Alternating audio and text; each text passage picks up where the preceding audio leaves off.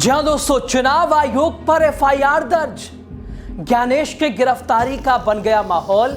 3 पन्नों की चिट्ठी से हिल गया है पूरा सिस्टम। दोस्तों, अपने काम को करने में चुनाव आयोग कितना फेल है, चलिए आपको बताता हूं। दोस्तों, एक महिला अब इस दुनिया में नहीं है, लेकिन उसकी दर्दनाक कहानी को आपको मैं बताता हूं। दोस्तों, इंसानियत के पार जाने का जो सबसे खराब मानक है, उसको भी लगता है ज्ञानेश कुमार का चुनाव आयोग पार कर गया है। जहां इंसानियत की कसौटी ना हो, जहां लीड करने वाले का दिल पत्थर का बन जाए और जहां सारे मानवीय पहलू नदारद रहे, वहां तो आप कुछ भी कर लीजिए, फेल तो होंगे। ज्ञानेश कुमार फेल नजर आ रहे हैं और जिन जिन राज्यों में एसआईआर का काम चल रहा है, वहां बीएलओ भयंकर वाले दबाव में है। तमिलनाडु हो या केरल हो या मध्य प्रदेश हो या फिर पश्चिम बंगाल हो, सभी राज्यों में बीएलओ प्रेशर में है, टेंशन में है।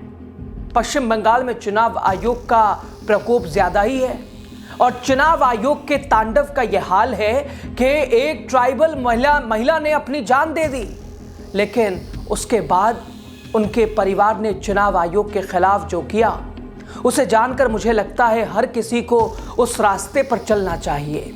क्योंकि दोस्तों, चुनाव आयोग और उनके मुखिया अपने काम और अपनी जिम्मेदारी को अपने से बेहद ही निचले स्तर के कर्मचारियों के कंधे पर डाल रहे हैं। खबर क्या है आपको बताएंगे। आपको नमस्ते, आप देख रहे हैं द राजनीति का विशेष सेगमेंट खबर और विश्लेषण। मैं हूं आपके साथ यासूब रजा। दोस्तों, पश्चिम बंगाल में है जलपाईगुड़ी। यहां 48 साल की आईसीडीएस कार्यकर्ता यानी आंगनबाड़ी में काम करने वाली एक महिला ने अपनी जान दे दी। शांति मुनि इक्का उसका नाम था।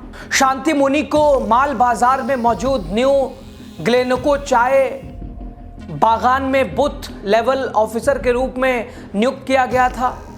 शांति मुनि इक्का बेहद परेशान थी। वो इस काम से मुक्त होना चाहती थी, लेकिन चुनाव आयोग कह रहा था आपको बीएलओ रहकर एसआईआर करना ही है। शांति मुनि इक्का चाय बागान के मजदूरों को एसआईआर गणना फॉर्म देने का काम कर रही थी। चूंकि चाय बागान के मजदूर दिन भर घर में रहते नहीं थे, चाय बागान में ही काम करते थे, तो ऐसे में शांति मुनि इक्का को देर रात तक काम करना पड़ रहा था। और दोस्तों, उनके लिए बंगाली बोलना, पढ़ना या लिखना सब में दिक्कत थी और इस वजह से फॉर्म भरने की जो प्रक्रिया और डेटा अपलोड करना उनके लिए लगातार मुश्किल होता जा रहा था, परेशानी थी। और इस भयंकर दबाव की वजह शांति मुनि ने अपनी जान दे दी। अब इस वाकये से गुस्साए शांति मुनि इक्का के पति थाने में चुनाव आयोग के खिलाफ एफआईआर उन्होंने दर्ज करा दी है। सोचिए, जिस एसआईआर प्रक्रिया में पहले 3 साल लगते थे, उसे पूरा करने का लक्ष्य चुनाव आयोग ने 2 महीने का लिया है। 3 साल की जगह 2 महीना। अब इसे क्या कहेंगे। दिल्ली में बैठे मुख्य चुनाव आयुक्त ऑर्डर पास कर रहे हैं कि करना है तो करना है, भले ही आपके साथ कुछ भी हो जाए, करना है तो करना है। दोस्तों, इतना कठोर मैंने कभी भी चुनाव आयोग के मुखिया को नहीं देखा था जितना कि वर्तमान के मुख्य चुनाव आयुक्त ज्ञानेश कुमार सर दिख रहे हैं।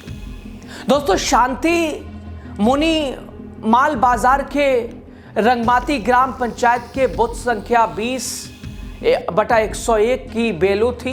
बंगाली पढ़ना लिखना नहीं जानती थी। एसआईआर फॉर्म बंगाली में है।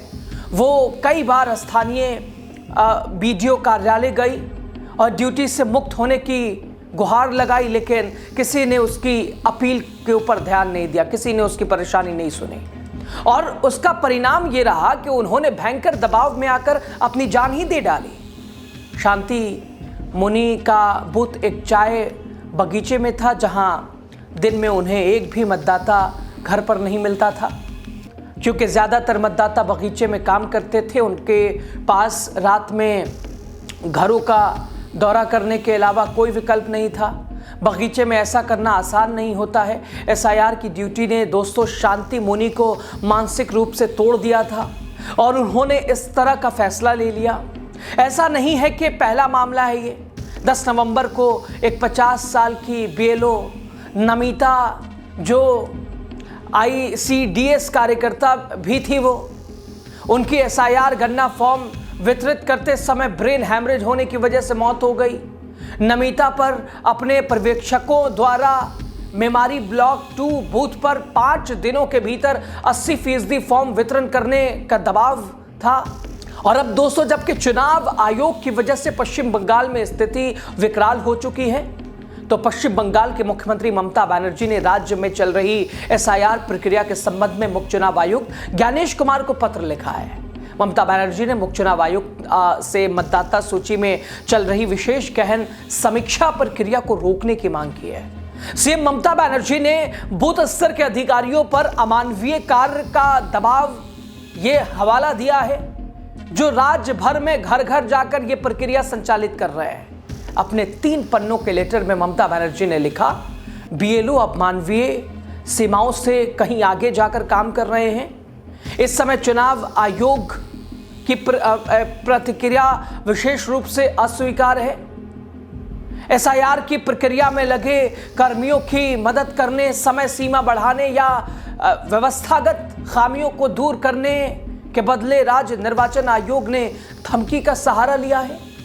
ममता बनर्जी ने अपने लेटर में आगे लिखा, मैं आपसे अनुरोध करती हूं कि कृपया इस कवायद को रोकने, बलपूर्वक कार्रवाई बंद करने, उचित प्रशिक्षण और सहायता प्रदान करने में हस्तक्षेप करें। दोस्तों, ममता बनर्जी ने बिना किसी लाग लपेट के कहा, जिस तरह से यह प्रक्रिया अधिकारियों और नागरिकों पर थोपी जा रही है, वो न सिर्फ अनियोजित है और अव्यवस्थित है, बल्कि खतरनाक भी है।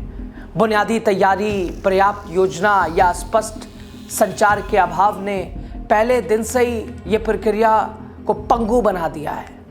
अब दोस्तों, चुनाव आयोग ने ममता बनर्जी की चिट्ठी पर पता है क्या जवाब दिया? जवाब सुनकर आप हैरान हो जाएंगे, परेशान हो जाएंगे, दंग हो जाएंगे, हिल जाएंगे। चुनाव आयोग के जवाब के बारे में जो मुझे जानकारी है, उसके मुताबिक उन्होंने कहा कि BLO को चुनाव आयोग के दिल्ली स्थित ट्रेनिंग सेंटर में पूरी ट्रेनिंग दी गई है। BLO को उन्हें CEO ऑफिस के द्वारा ट्रेनिंग दी गई है। गजब की ट्रेनिंग है। इस ट्रेनिंग का असर देखिए, BLO अपनी जान लेने पर आमादा हो गए हैं। अब बताइए, जो काम 3 साल में होना है, उसी काम को चुनाव आयोग 2 महीने में करा रहा है। सही सलाह दी जा रही है तो उस पर चुनाव आयोग की ओर से थेथरालॉजी की जा रही है। क्या आम आदमी की जान की कीमत ज्ञानेश कुमार के लिए कुछ भी है या नहीं? मैं तो कहता हूं कि एक बार खुद ज्ञानेश कुमार SIR फॉर्म लेकर लोगों के घर घर जाए, पता चल जाएगा कितना दिक्कत है, कितनी दिक्कत हो रही है या होती है। अब दोस्तों, अपने तो मुख्य चुनाव आयुक्त को फील्ड पर उतरना नहीं है और इन्हें तो अपने आका को खुश करने के लिए बस आदेश पे आदेश देना है। दोस्तों, मैं तो ज्ञानेश कुमार को बस एक सलाह दूंगा, लोगों के सब्र की इतनी परीक्षा मत लीजिए कि वो एक दिन सड़क पर उतरकर आपको चारों तरफ से घेर ले और पूछ ले कि जिस लोकतंत्र को मजबूती देने का आप दावा कर रहे हैं, उसी लोकतंत्र में आपकी वजह से लोगों को खून के आंसू रोने पड़ रहे हैं, घुट घुट कर मर रहे हैं। आपने जब ये फैसला लिया, क्या इस ओर आपका ध्यान गया था या फिर अपने आका को खुश करना ही आपका लक्ष्य, टारगेट है? खैर दोस्तों, मैं तो पूछना चाहूंगा, शांति मुनि इक्का जो अब नहीं रही, उनके पति ने खुदकुशी के लिए जिस चुनाव आयोग पर FIR दर्ज करवाई है, क्या उस चुनाव आयोग के मुखिया होने के नाते ज्ञानेश कुमार की गिरफ्तारी होगी? क्योंकि अगर इस तरह के FIR अगर आम आदमी के खिलाफ दर्ज होती, उसमें तो गिरफ्तारी जरूर होती। तो क्या ज्ञानेश कुमार की गिरफ्तारी होगी? क्या ज्ञानेश कुमार रिस्पॉन्सिबिलिटी लेंगे? आपको क्या लगता है? आप क्या समझते हैं? खबर पे आपकी राय क्या है? बताइए। लास्ट तक आप बने रहे। आपका शुक्रिया। वीडियो शेयर कीजिए और लोगों तक भी पहुंचाइए।